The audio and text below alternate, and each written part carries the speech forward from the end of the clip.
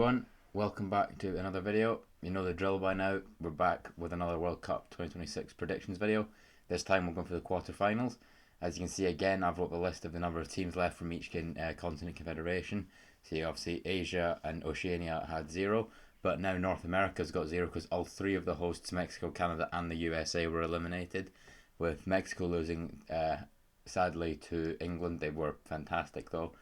And then Canada had their chances but ended up losing 3-0 to Morocco, and USA pathetically and weakly losing to Belgium, especially after all the controversies with Fowler and Balogun having his red card suspended because of Donald Trump influencing it. That was shocking, but they got what they deserved. And then we were down to one South American country. Paraguay and Brazil were both eliminated, but Argentina made it through, scraping by Egypt, who also are now eliminated, leading to just one African side left as well, with Morocco being that. And then in terms of Europe, there's still 6 teams left, with France, Spain, Belgium, England, Switzerland and Norway all through. I don't know if any Europe... Oh no, well, actually no, yeah, there was European teams eliminated. Portugal lost to Spain, and I think... Is that it? Or is it someone else might have? Norway played Brazil, Switzerland played Colombia, England played Mexico, Belgium played USA, Spain played Portugal, France played Paraguay, Morocco played Canada, Argentina played Egypt. Yeah, that was the only one knocked out was from Europe, was Portugal.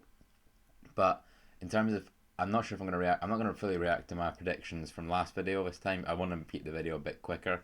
But in terms of my actual predictions and from the results, I had Argentina go through against Egypt. It was a lot tighter than you thought. Argentina, to be honest, have been playing a bit like England in the Euro 2024, where in the knockouts they were doing the bare minimum to get the results and were scraping by.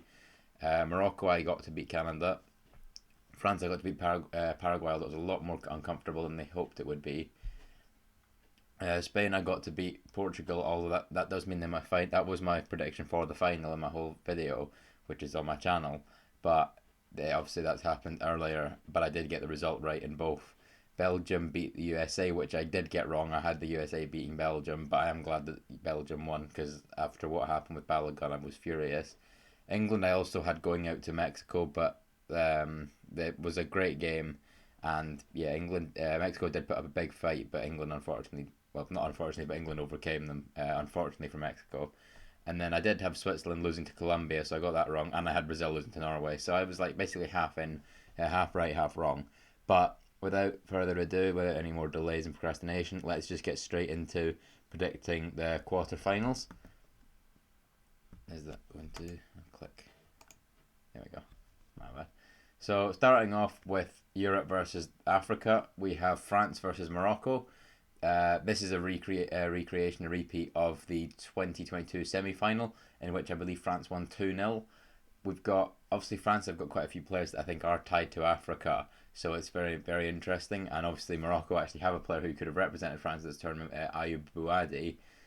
But France are already up against it. That Paraguay game was disgraceful. The refereeing in that was shocking, and the way Paraguay played was shambolic and just downright disgusting. Like, they were not playing football. They were just battering the French players, trying to injure them. Honestly, there should have been about 2 or 3 red cards, and the referee not giving a single yellow to Paraguay was disgraceful.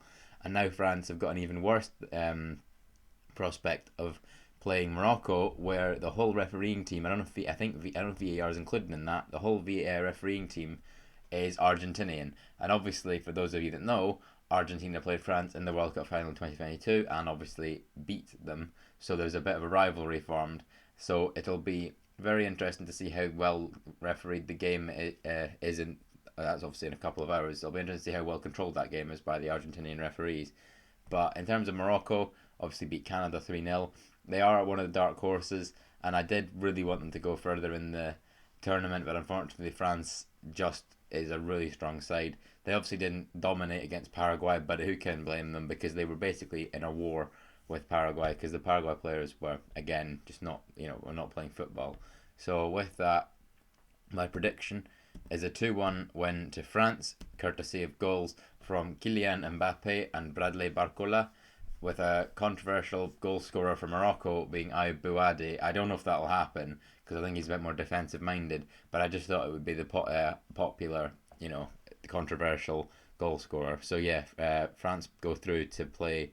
I haven't wrote obviously the winner of who they play, but it will be France or Morocco against Spain or Belgium, and Norway or England against Switzerland or Argentina.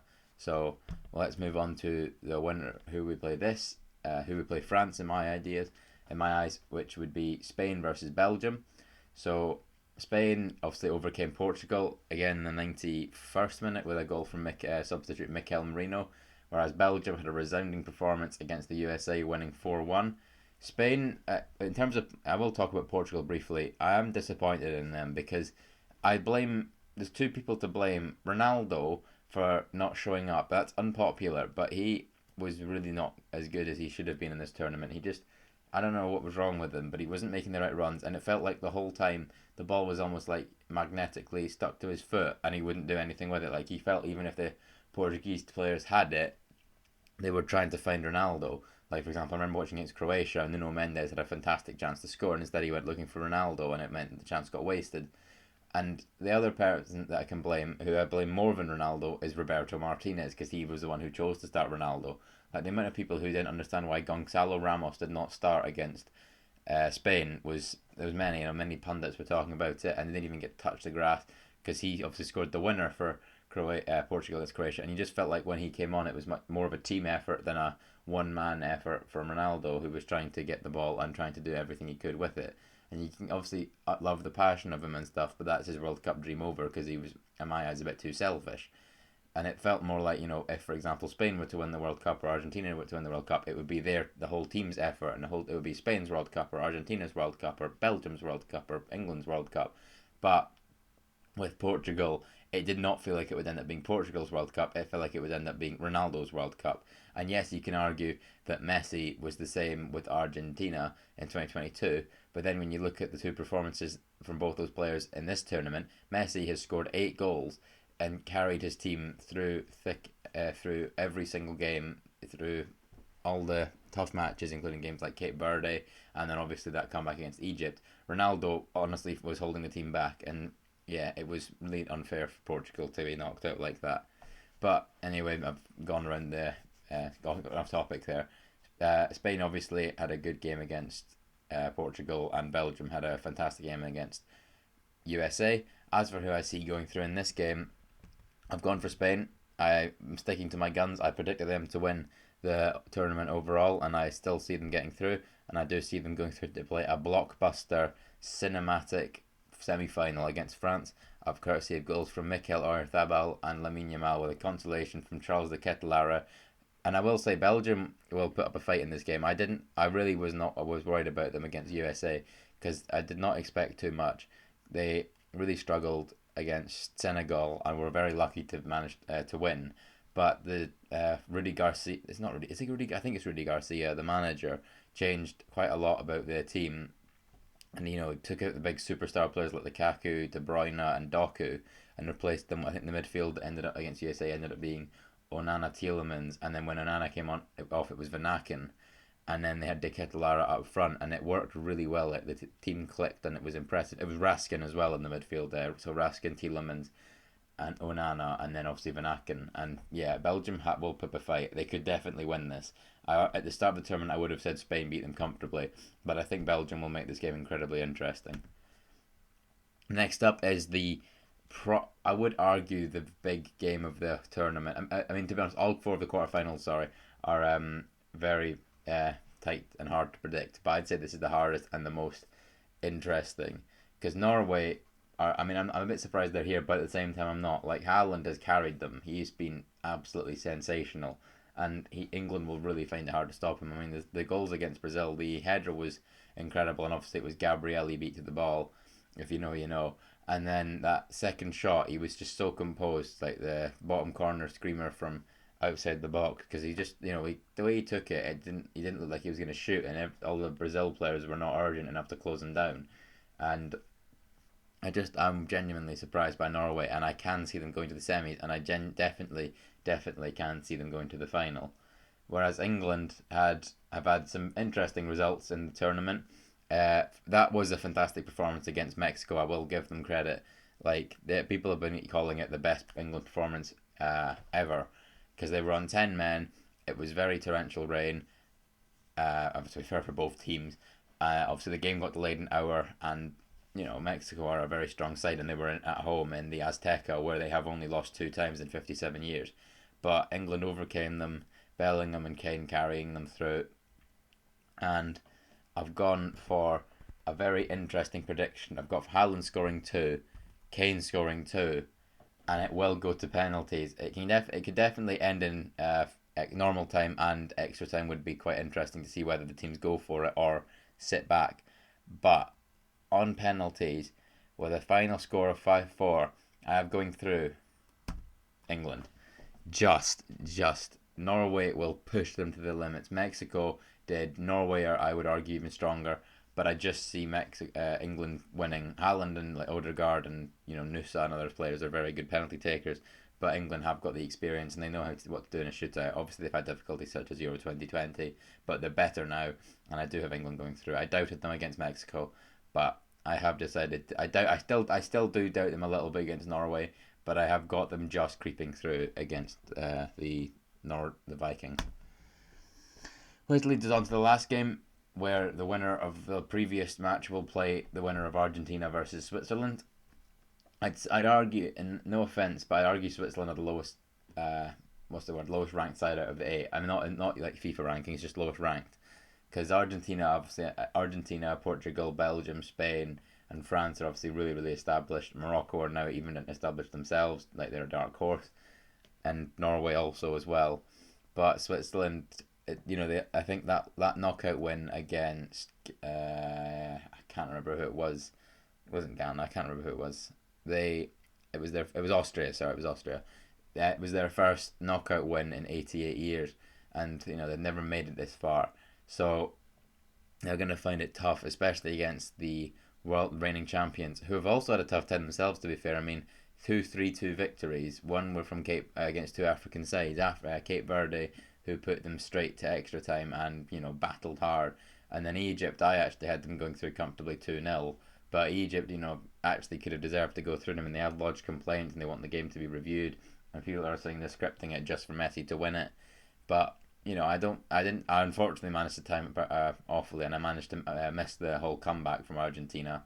But it will be very interesting to see which Argentina shows up. The one we saw in the 2022 World Cup, or the one we have seen recently, where they've made games as difficult as possible for them. And as I said, I compared them earlier to England in Euro 2024, where they did just enough to get through, where they were scoring a last minute goal, beating the team in extra time, or winning on penalties. And for that reason, I have changed my prediction. Not changed my prediction. I've gone for a 2-0 win for Argentina. Oh, I'll go back. Sorry, my bad. Courtesy of goals from Lionel Messi and Enzo Fernandez. It will be tight, and I honestly think it could end up being like an early goal from Messi, and then Fernandez, late goal to steal the game. And Argentina will struggle a bit against Switzerland, and Switzerland will give a fight. But I just have the experience of Argentina pulling through. Which leads on to the semi-final matches of France v Spain and England versus Argentina. In terms of that, I will give what my predicted final would be from that. I won't obviously. This is not official because obviously the matches quarters haven't been played yet, and I will come back and do my semi-final predictions when the matches have been decided. But from that, I would still stick to my guns and put Spain through just ahead of France. It would be very tight, but France have been weak at some points, but I still would have Spain going through just, and that would be a fantastic game to watch. And England versus Argentina, obviously, I think they probably have played a couple of times, but the most memorable time was obviously the 1986 World Cup with the hand of God from Diego Maradona. It would be pretty incredible and cinematic and iconic if Messi recreated that, but it would obviously go down as he would lose all respect of the English football fans. But yeah, those are my predictions for the quarterfinals of the 2026 World Cup. I'll just go back quickly again and show you them all. So you have Argentina beating Switzerland 2-0. You have England winning 5-4 on penalties against Norway after a 2-2 draw with braces from Kane and Haaland. You have Belgium losing 2-1 to Spain. And lastly, I have France versus Morocco, where France win 2-1 against Morocco. So, yep, I'm just going to skip back to the start. End. Yeah.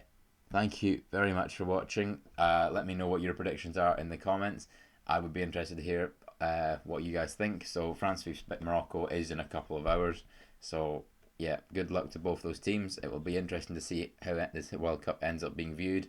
But once the end of this tournament comes, I mean, there's been even everyone says that once the tournament starts, all the controversy disappears. People just become immersed in the tournament.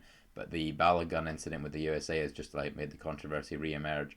And I mean, I think what's it called? Jarell Kwanzaa for England has been given a 2 game suspension for that tackle against Mexico, and people are now saying, "Oh, can the king phone up and have it overturned?" And it's like those are the decisions that should not be a political figure should not be allowed to be involved in, and it should just be decided by a body of government officials. But anyway, that is going to conclude the video. Thank you very much for watching. It's been a pleasure to chat about the football again. Let me know again what your predictions are for the semi-finals and how you're viewing this World Cup. And yeah, thank you for watching. And yeah, enjoy the rest of the World Cup and enjoy the nice weather while it lasts. See you later.